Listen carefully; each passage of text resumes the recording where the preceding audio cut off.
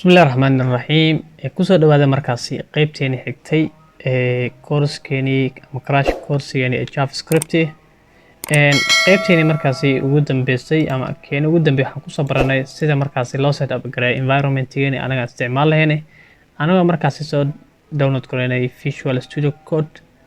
sidoo kale browser ahaan anaga isticmaalin wax lagu magacaabo Google and Chrome. Okay, inta markaas sameeyno inta markaas sameeynay waxaan kala aragnay markaasi extension badan qaabka markaasi lagu shubo qofkii markaasi daneynay fadlan ku noqo video hore soo daabo qaybtan xigta marka waxyaabo kale ayaan ku arkaynaa waxaan soo kicinayaa markaasi terminalkeena ayaan soo kicinayaa saa hore u soo sheegay muhiimadii waxay tahay folderkan JavaScript inaan ku furo markaasi Visual Studio Code-ka simple asiga drag and drop ku sameey kartaa ama Visual Studio inaad soo kicisid waxaad tageysaa file kadib add folder inta ba isaga mid balse sababtan u isticmaalaya markaasi terminalka waxay tahay in adiga markaas aad la qabsato okay terminalka markaas soo kicisid sida automatic ahaan waxaad taagan tahay user-kaaga ama meesha user-kaaga home-kiisa ayaa taagan tahay simple waxaad tagaysaa markaasi cd kadib desktop kadibna waxaa leedahay JavaScript ayaa sii raaci kartaa oo online ayaa ka wada dhigi kartaa dhan inta ay leedahay kadib waxaa leedahay code kadibna dot si markaasi aan ugu soo kicino Visual Studio Code-keeni. Okay, soo aragtaa meeshan waxaa ii abuuran labo markaasi file midka koowaad oo ah HTML file iyo markaasi JS file ama script markaasi JavaScript file ah. Okay, inta markaas sameeyno soo sheegay waxaan ku soo kicinayaa markaasi waxaan isticmaalaya extension-ka markaasi lagu magacaabo live server waxaan tagayaa index kadibna waxaa right click kadibna waxaa open with live server ayaa leh inta markaas me seconds kadibna wuxuu isku soo kicinaya saa aragtaanba wuxuu isku soo kiciyay Chrome-keeni ayuu markaas isku soo kiciyay. Okay, okay marka HTML-ka sidee markaasi JavaScript code-keeda markaasi lagu dhex dari karaa laba shay ayaa ugu dari kartaa mid hanoo dambeyso midda markaas ugu muhiimsan hanoo dambeyso balse markaas waxaan ka bilaabayaa midda koowaad ayaan ka bilaabayaa. Okay, waxaan sameynaynaa markaasi meesha ay ku qoran tahay body-ga ama qaybta hoose ayaa waxaan leenahay script ayaan qoraynaa saa aragtaanba haddii aad isticmaalaysid markaasi haddii aad isticmaalaysid Visual Studio Code-kaani script markaa qorto internet automatic asiga ayaa markaasi ku dhameystiraysa aragtaanba. Okay, gudahaas markaas waxaan ku qorayaa markaasi wax walba markaas la xiriiray JavaScript inta ayaan ku qorayaa ugu horeyn waxaan test gareynayaa JavaScript inay shaqeynayso in kale ayaan xaqiijinaya markaasi waxaan u baahanahay lagu magacaabo markaasi alert ayaan sameynaynaa. Alert means waxay sameynaysaa pop-up yar ku sameynaysaa. Okay, sigana waa method ama function aan dhano kadib waxaa leenahay markaasi okay welcome to JS. Okay, sidoo kale casharkii hore kuma soo sheegin JavaScript waxaa loo soo gaabiyaa ama loo yaqaanaa JS na loo yaqaanaa. Okay, save markaan dhaho automatic page wuxuu isku sameynayaa refresh ayuu isku sameynayaa sidoo kale meeshaan wuxuu ku dhahay artigaas maxaa ku dhahay welcome to JS mujeeda marka saarigtaan buu inoo shaqeynaysaa. Okay, haddii aan dhaha markaasi waxyaabo badan meesha aan ku qorno xogo code-keeni ma noqonaya markaas code nidaamsan oo kala saaran wax dhan waxay noqonaya wax hal meel ku wada qoran marka sidaas daraadeed waxaa jirta waddo kaleeta markaasi aad u isticmaali kartid JavaScript oo qaabka HTML-ka lagu xiro taa waxay tahay waddo hadda arki doono kan waa iska tireynaa maadaama uu shaqay aan aragnay balse laga fiican yahay waddadaasi inta markaa fiirsid waxaa noo abuuran file kaleeta oo JS file ah balse haddii uusan ku abuurin waxaad tagaysaa right click kadib new file ayaa leedahay ama waxaad tagaysaa bartaas new file ayaa markaasi qoraysaa. Okay, maadaama script aan isticmaalayo scriptan ayaa waxaa kusoo xiraya qaybtan sidee markaasi ugu soo xiraya si sahlan waxaa leeyahay script ayaa leeyahay kadib midka hoose ama colon kadib waxaa leeyahay source ama src markaas loo soo gaabinaya inta ayaa leedahay. dabcan waxaan soo sheegay Visual Studio Code markaad isticmaalayo shortcut fara badan ay arki doontiin adigana si markaas aad ula qabsato aad ugu faa'iideysato qaabka loo isticmaalo waddada maraya mar isku day marka aad fahanto waddadaas adigana isku day marka waddo cusub inaad la imaado oo markaas qarsoon ama code-kan Visual Studio Code markaas ay leedahay isku day. Okay, ama sidii hore waxaan samayn karnaa script caadi oo qori karnaa qaabkaas ayaan samayn karnaa, balse waxaa ka fiican markaas si shortcut ahayna u isticmaalno script kadibna source enter ay leedahay. Automatic muxuu ku sameeyey script ayuu meeshaan ka furaysa aragtaanba, sidoo kale muxuu ku raacay source-gii faylkii aad u soo xiri lahayd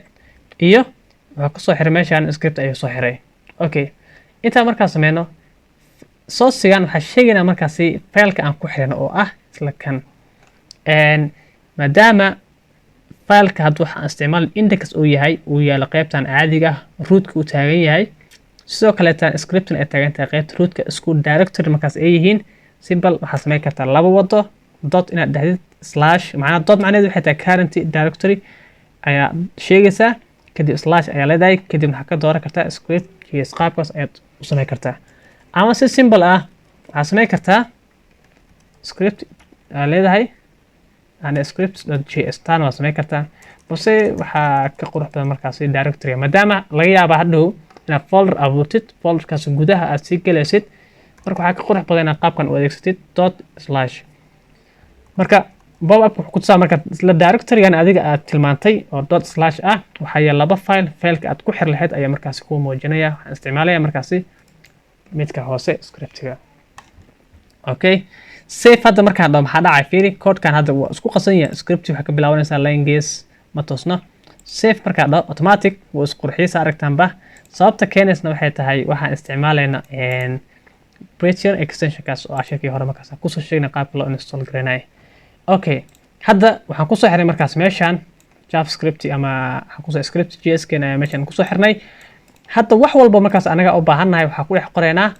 scriptigan gudihiis ayaa ku qoran. tusaalahaan anagoo ka bilaabayno alaabtiga haddeertan aan soo aragnay ayaan ka bilaabanaa methodkaasi, waxaa leenahay markaasi hello again. Okay, as soon as markaasi save aad dhaho waxaa arkaysaa inuu page refresh isku sameeyo haddana uu kudso markaas alaabtigii. Okay, save ayaa leeyahay, saa aragtaa meeshaan maxaa ka soo baxay hello again mujeedaa, kadibna okay.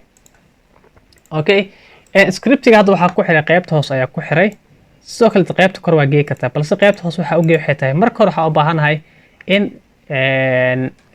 uu soo baxo html-keena marka hore in la rangareeyo oo aan aragno, kadib wixii js-na gadaal loo dhigo ee gadaal laga rangareeyo qaabkaas ay u isticmaalay. balse ayadu waan ka bilaabi karnaa, laakiin sida nidaam ahaan waxaa qurxoon qaybta kore in lasoo rangareeyo marka horeta kadibna js markaasi lagu xijiyo. Okay, farta haddii xogo ay yar tahay oo aad si fiican loo arkeynin waxaan samayn karnaa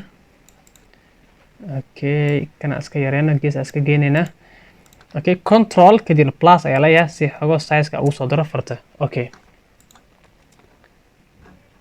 okay aan iska qaadno markaasi iska tirno. Okay, cashirkan markaasi qaybihiisa hore dhan waxaa ku baran doonaa waxaan isticmaalinaa wax lagu magacaabo terminalka, waxaan isticmaalinaa cafwan qaybtan developerka console badan ayaa isticmaali doonaa. waxaad tagaysaa markaasi qaybtaasi ay ku qoran tahay dash taas ayaad kilig leedahay, ama si shortcut waxaad dhigi kartaa control shift I ayaa samayn kartaa. Okay, control shift I ayaa dhigi kartaa si markaasi oo qaybtaasi oo consoleka ku soo baxo, ama si simple waxaad sii kartaa meeshaas ayaad kilig leedahay. Okay, why so freezing.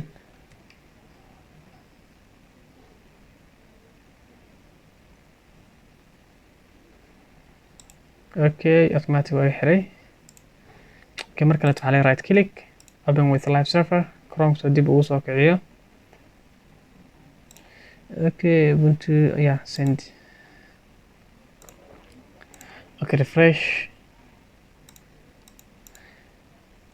Okay, wuu shaqeynayaa, aan iska hubin inuu shaqeynayo in kale update 1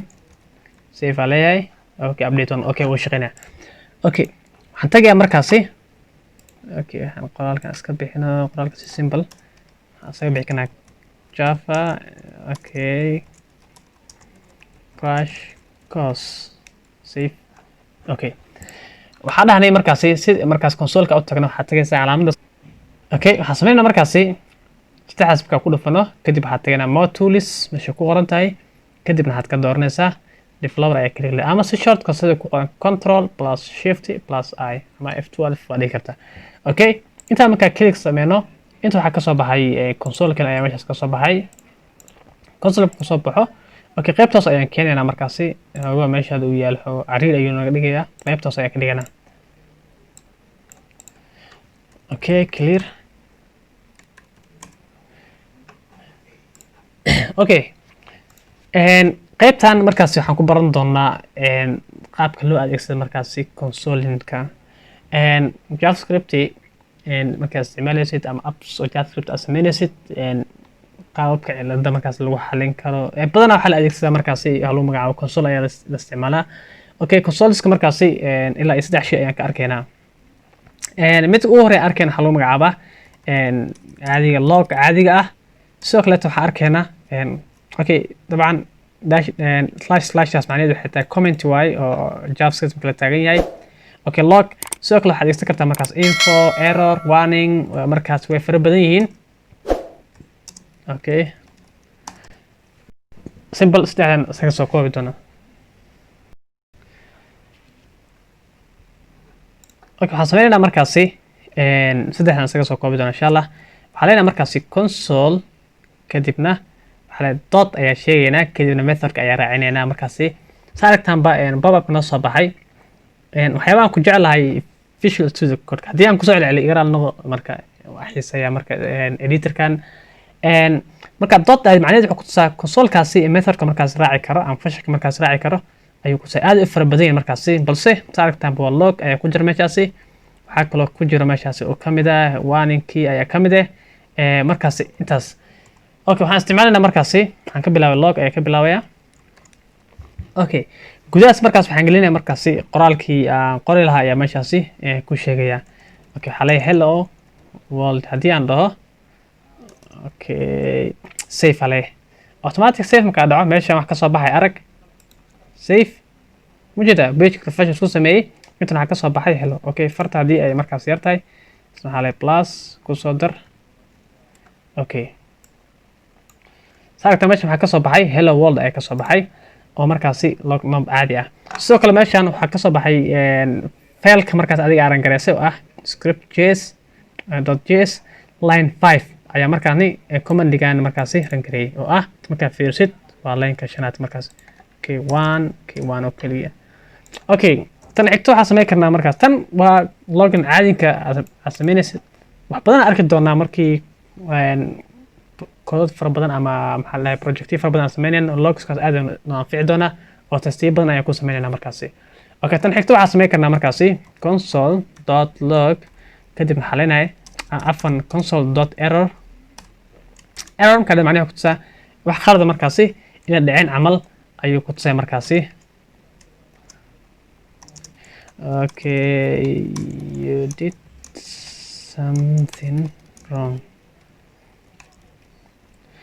okay safe markaa dhaho waxa ii soo baxay kii hore maadaama aan tirtirin iyo midka xiga labadaba waxay ku kala duwan aragno safe mujeda waxa ii soo baxay markaasi midkan oo gaduud ah maadaama gaduud oo matalaysa errorka inta waxa ka soo baxay number of error oo one error ah error ma ahan balse anaga waxa ka dhignay error mujeda errorkaas console.errorkaas ayaa waxa ka dhigaya markaasi error oo ah asayna line-ka toddobaad waay okay takleet waxa sameey karnaa sahlan console.log okay shortcut kale ayaa jira waxaa dhigi kartaa cl waa dhigi kartaa si consoleka u isticmaashid mujeda console logga okay c error weli ma aana tijaabinin okay maadaama console.log aad javascript aad u isticmaalaysid cl marka gacanta waa la qabsatay cl ayaan dhahaa clg adiga cl okay console.log kadibna aan added console.1 okay inta waxaa qoranaa markaasi okay some error I have been okay simple qoraal caadi iska qor si arag wixii qaabku noqonay safe leenahay okay kana maxaa ka soo baxay warning ma jirta calaamadda tan waa error oo cross tan calaamadda warningkii marka qaabkaas ayaa u sameyn kartaa consoles qaabkaas ayaa u isticmaali kartaa info ayaa isticmaali kartaa waxyaabo badan ayaa isticmaali kartaa markaas haddii info aa ku daro isagana muxuu noqonayaa okay hello chrome okay hello chrome okay safe leenahay mujeda isna qaabkaas ay ku soo baxa marka balse wax anaga aad u isticmaal doona waxaan noqon doontaa saddexdan shay ay aad u isticmaaleyna qaasatan console.log ay aad u isticmaali doonaa fadlan si sahlantahay waa arta JavaScript aad u sahlantahay midda kale ta operatorka haddii aan semicolon meesha raaciyo oo save aad automatic wuu ka qaadaa sababtoo ah anaga extensionka isticmaaleyna ayaa markaas waxaan soo siinay amar ah in semicolon markaas laga remove gareeyo okay fadlan haddii ku caawiyo videoga subscribe like comment share intaba sameey midda kale tan ha ka hilmaam saaxiibka inaad markaas la share gareyso aad u mahadsantiin